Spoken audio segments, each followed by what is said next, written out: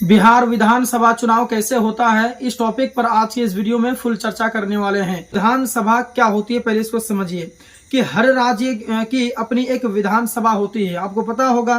तो इसमें विधायक जो है, एमएलए जो होते हैं वो चुने जाते हैं। ये जो विधानसभा जो इलेक्शन होते हैं तो इसमें जो है एमएलए को चुना जाता है, जिसे विधायक कह सकते हैं आप।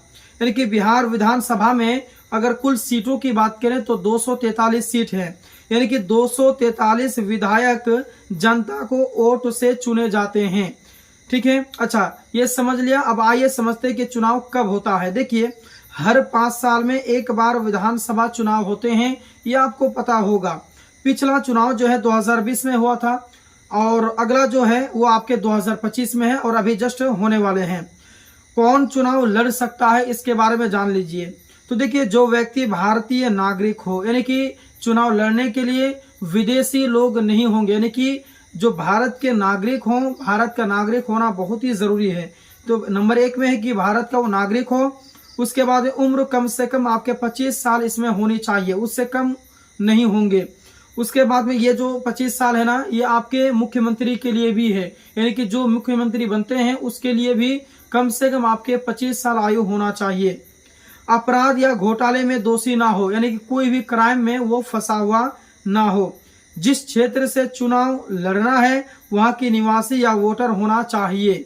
उसके बाद में अगला जो पॉइंट है कि वोट डालने का अधिकार किसे है, ये भी समझिए कि वोट डालने का जो है अधिकार किसको किसको मिलता है। तो देखिए, जिसकी उम्र जो है 18 साल हो या फिर उससे ज्यादा हो तो वो वोट कर सकता है।